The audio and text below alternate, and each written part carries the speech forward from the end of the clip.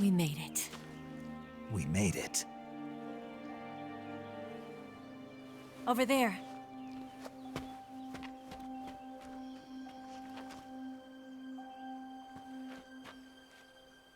It's the boss, isn't it? I'll go get the wig ready to take off. Right. I'll leave you two alone. But come back in one piece, okay?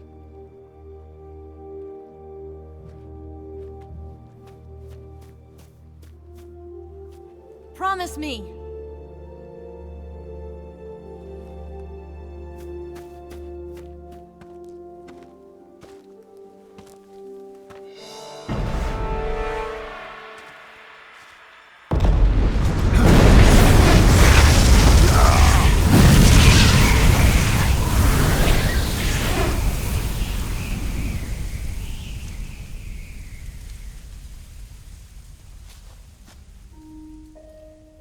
Life's end.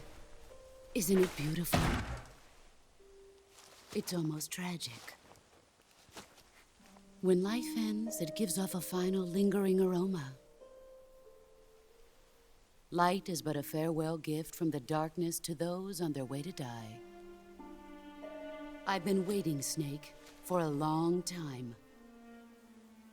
Waiting for your birth, your growth, and the finality of today. Boss. Why are you doing this? Why? To make the world one again. The world used to be whole. But with the end of the Second World War, the philosophers began to fight amongst themselves, and the world was torn apart. The Cobras, my comrades who trained and fought alongside me, were torn apart as well. The foibles of politics and the march of time can turn friends into enemies just as easily as the wind changes. Ridiculous, isn't it? Yesterday's ally becomes today's opposition, and this Cold War? Think back. When I was leading the Cobras, America and Russia were fighting together. Now, consider whether America and Russia will still be enemies in the 21st century. Somehow I doubt it. Enemies change along with the times, the flow of the ages, and we soldiers are forced to play along. I didn't raise you and shape you into the man you are today just so we could face each other in battle. A soldier's skills aren't meant to be used to hurt friends. So then what is an enemy? Is there such a thing as an absolute timeless enemy? There is no such thing, and never has been. And the reason is that our enemies are human beings like us. They can only be our enemies in relative terms. The world must be made whole again. The philosophers must be reunited. I will devote my skills to that purpose. And with the Colonel's money, I will achieve that end. Just as I once created the Cobras. They are my family. I may no longer be able to bear children, but I still have a family. It was November 1st, 1951. I was in the Nevada desert participating in atomic testing. The name Nevada is derived from Spanish, covered in snow, white as snow. And snow is exactly what I saw in that Nevada desert. It froze my blood white. Snake, you were an atomic test subject, weren't you? On Bikini Atoll. That's part of the reason I was drawn to you. You and I are alike. We're both slowly being eaten away by the karma of others. We'll never have the chance to die peacefully of old age. We have no tomorrow. But we can still have hope for the future. In 1960, I saw a vision of the ideal future from space. 3 years earlier, the Soviet Union had succeeded in launching Sputnik, the first man-made satellite in history, into orbit. This came as a huge shock to the United States. In response, America threw everything it had into its own manned spaceflight project, the Mercury program. Even as the Soviets seemed poised to send their first man into space, America was still experimenting with chimpanzees and rockets. The government wanted human data, so they secretly decided to send a human being into space. I was the one they chose. At the time, they didn't have the technology to block out cosmic rays, and whoever they sent up would inevitably be exposed to heavy radiation. That's why they chose me. After all, I'd already been irradiated once. Of course, you won't find any of this in the history books. I could see the planet as it appeared from space. That's when it finally hit me. Space exploration is nothing but another game in the power struggle between the US and the USSR. Politics, economics, the arms race, they're all just arenas for meaningless competition. I'm sure you can see that, but the Earth itself has no boundaries. No East, no West, no Cold War. And the irony of it is, the United States and the Soviet Union are spending billions on their space programs and the missile race, only to arrive at the same conclusion. In the 21st century, everyone will be able to see that we are all just inhabitants of a little celestial body called Earth. A world without communism or capitalism, that is the world I wanted to see. But reality continued to betray me. In 1961, I was sent to Cuba, to Bahia de Cochinos. It was part of a CIA-sponsored invasion under the guise of taking Cuban exiles back to their country. But the US government betrayed them. Our weak-kneed president held back their air support. Defenseless, the exiles were annihilated by the Cuban army. All I could do was watch in silence. I was set up by the very country I'd sacrificed so much for, by the very government I dedicated my life to defending. I was driven from the surface world, and I went underground. Then, 2 years ago, I faced the Sorrow, my old comrade in battle. He was my friend.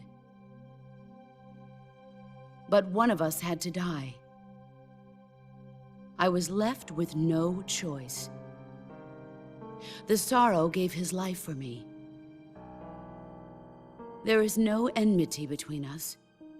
One must live, and one must die. That was the mission. The ones who gave me that mission were the philosophers.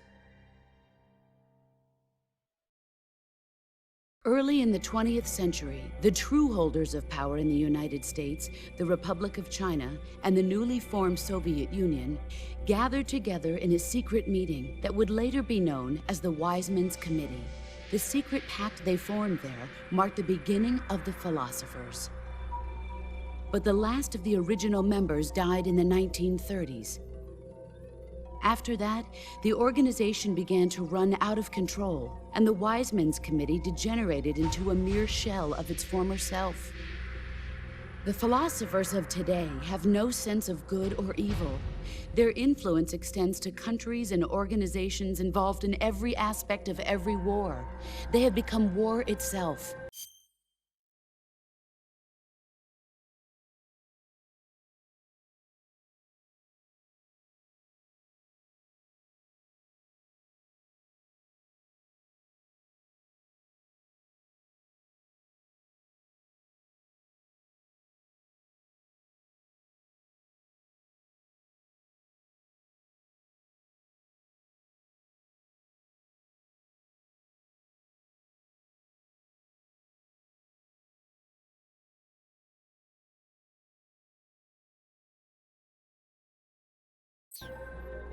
That's how they operate. The sacrifices of war cause a shift in the times. This shift leads to renewed conflict, and in turn triggers the next war.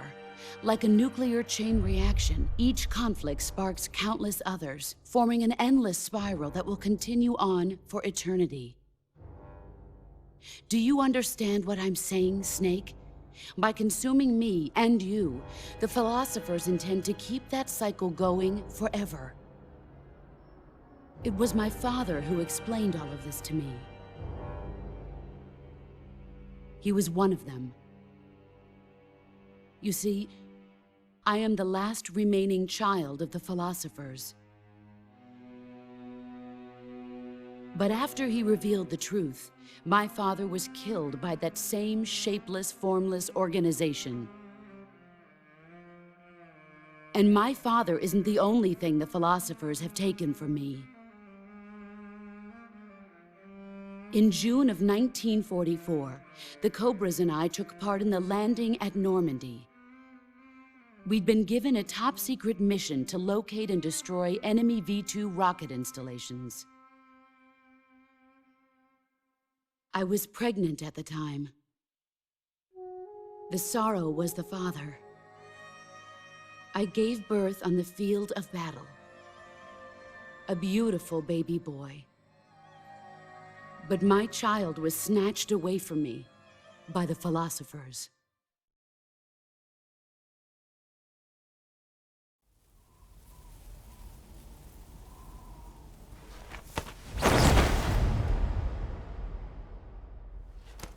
Look at this scar. This is proof that I was once a mother. I gave up my body and my child for my country. There is nothing left inside me now. Nothing at all. No hatred, not even regret. And yet sometimes at night, I can still feel the pain creeping up inside me, slithering through my body like a snake.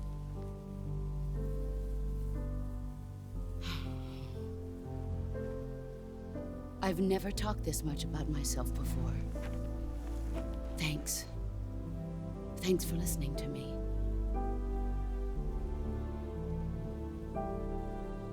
I feel content. Snake, commence the operation. I raised you. I loved you. I've given you weapons, taught you techniques, endowed you with knowledge. There is nothing more for me to give you. All that's left for you to take is my life, by your own hand. One must die, and one must live. No victory, no defeat. The survivor will carry on the fight. It is our destiny. The one who survives will inherit the title of boss. And the one who inherits the title of boss will face an existence of endless battle. I'll give you 10 minutes. In 10 minutes, MiGs will come and bomb the hell out of this place. If you can beat me in less than 10 minutes, you'll be able to escape in time. Let's make this the greatest 10 minutes of our lives, Jack. Boss. You're a soldier. Finish your mission. Prove your loyalty. Face me. Here I come.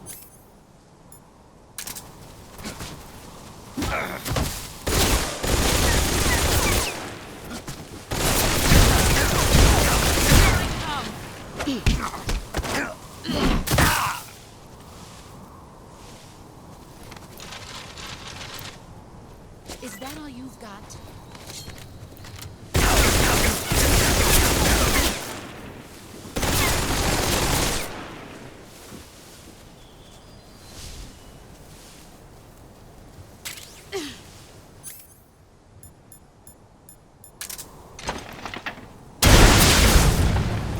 Dodge this!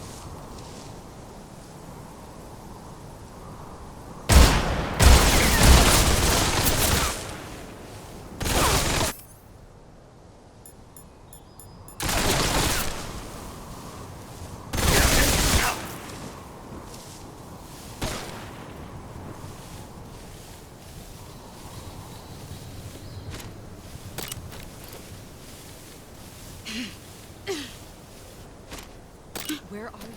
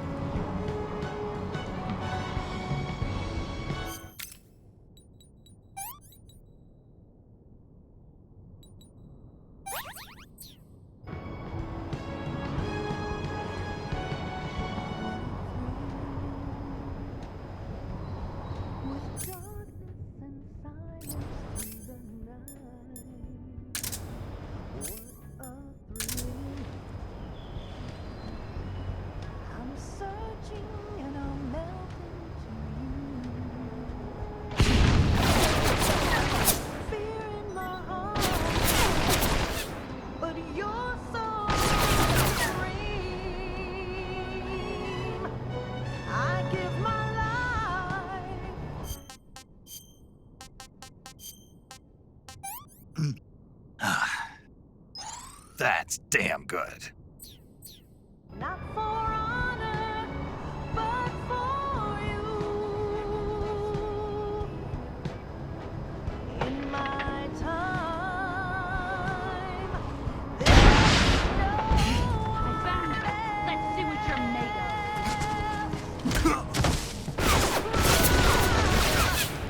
It's the blood of you. I'm still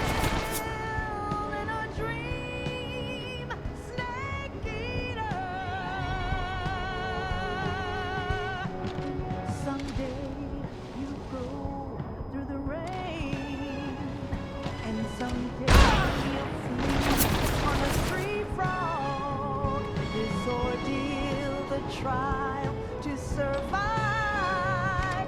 For the day we see new light, I give my life, not for honor, but for you.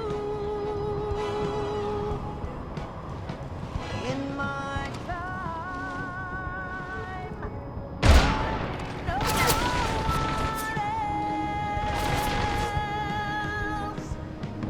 Crime, the way I love you. I'm still in a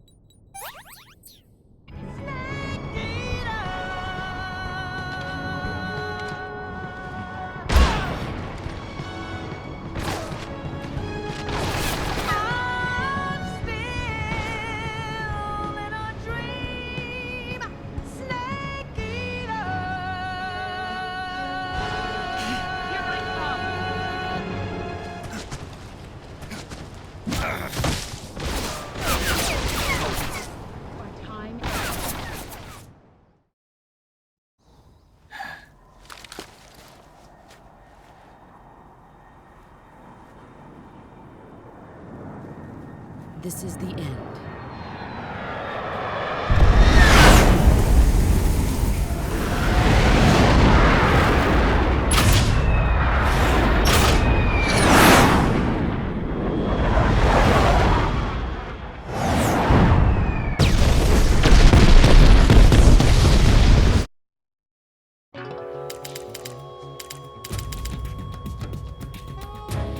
Snake, you have to get up! I come.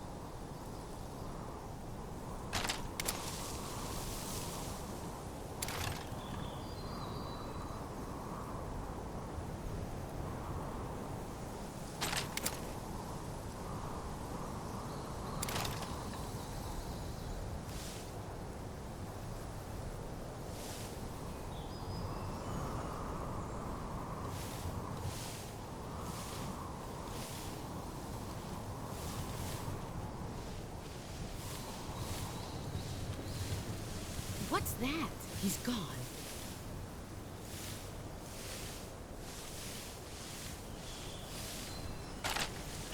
There you are. Pathetic. Now or you're dead.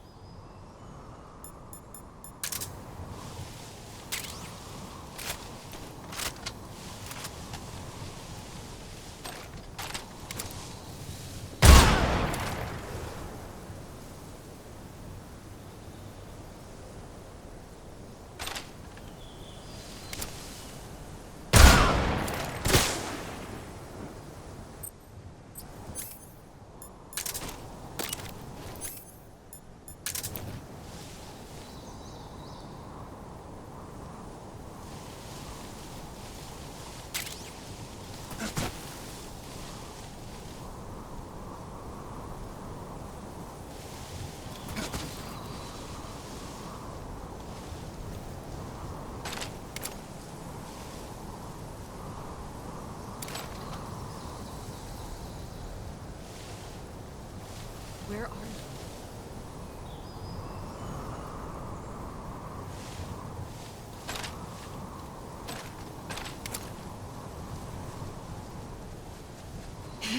I found you. Let's see what you're made of. You better run.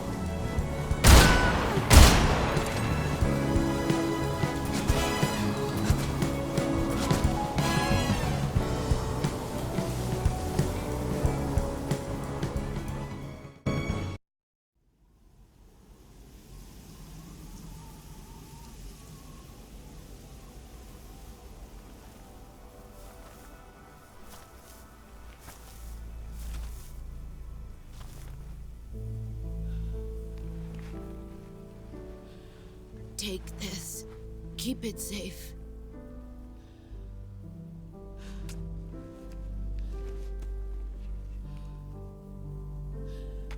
It's our only hope.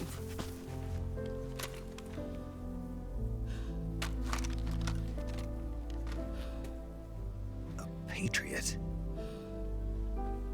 Why are you giving me this? Jack. Or should I say, Snake.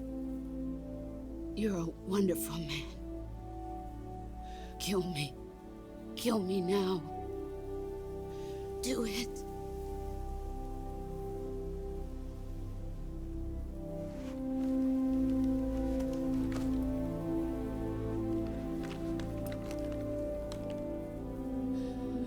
There's only room for one boss and one snake.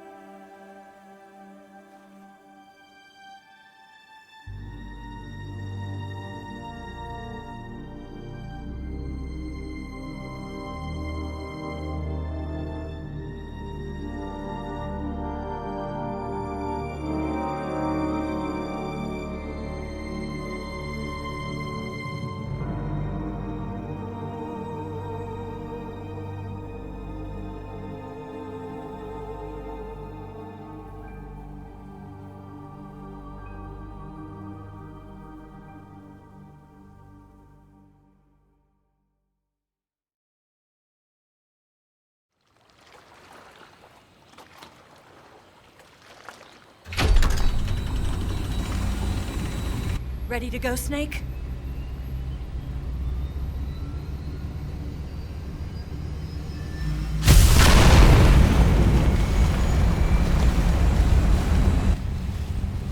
Are you okay? Snake? Yeah.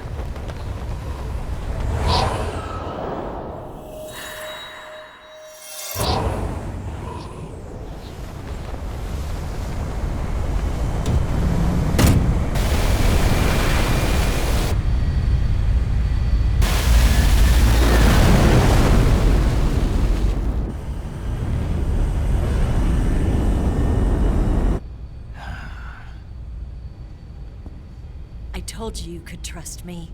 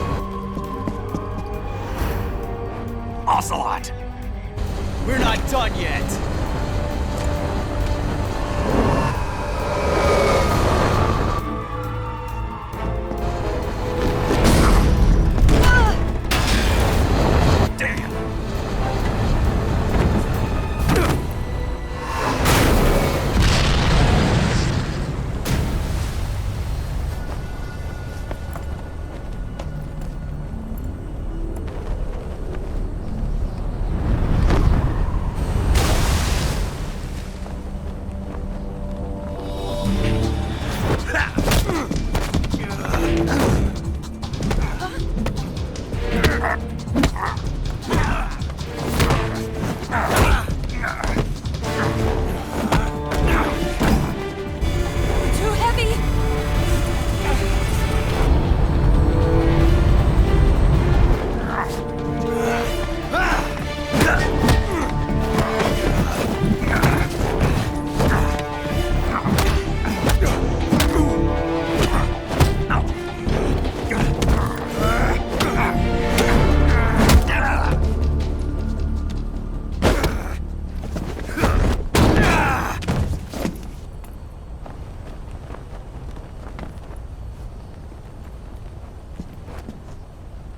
Snake, try to remember some of the basics of CQC.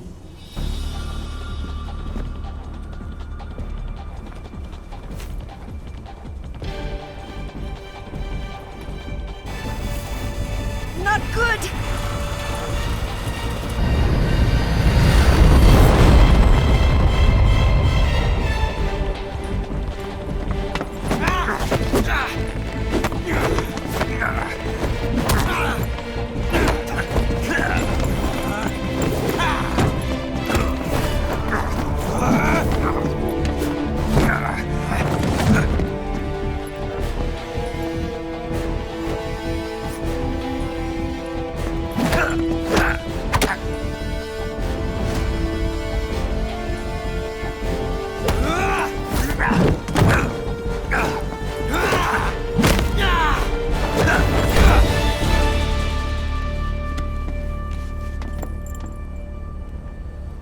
I picked up a few new moves.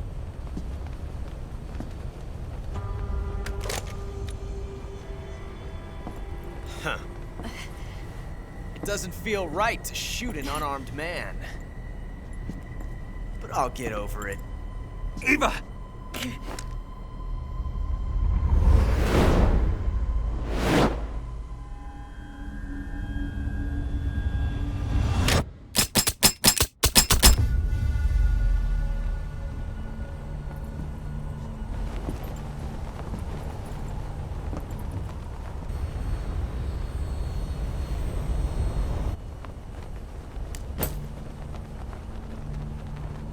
What do you say to one last showdown? Yeah, all right.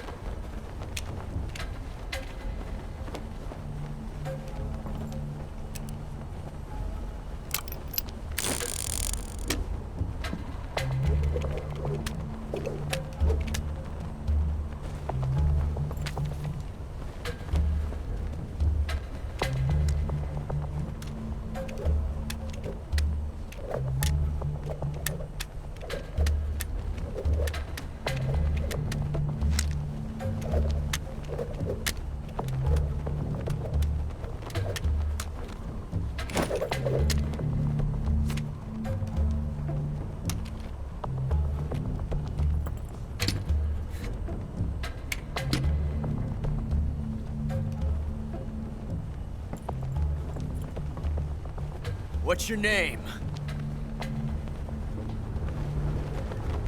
Snake. No. Not that name. You're not a snake, and I'm not an ocelot. We're men with names. My name is Adamska. What's yours? John. Very well, John. Plain name. But I won't forget it.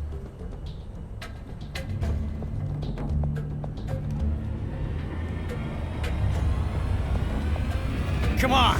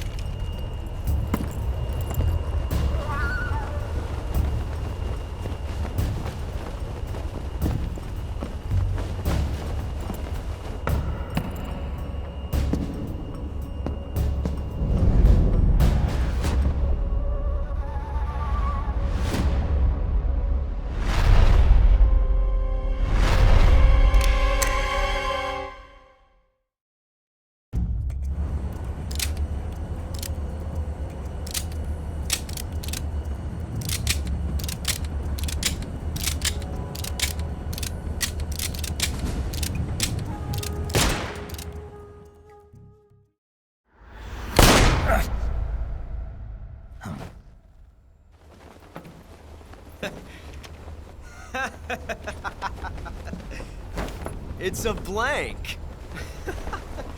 Oh, that was fun.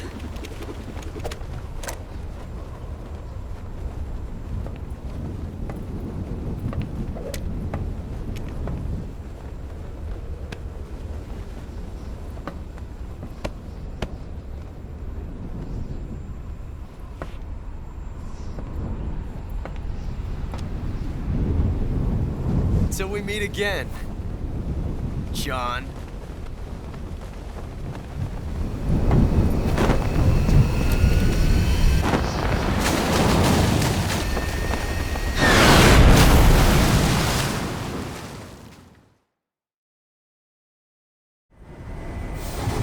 Snake! Give me a hand! Pull!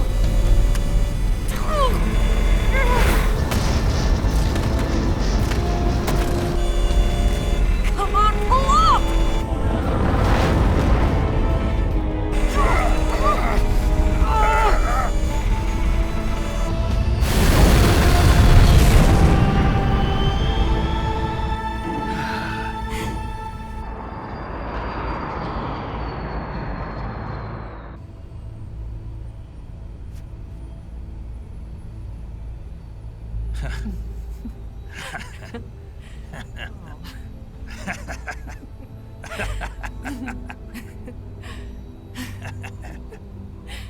We made it. Yeah, we sure did.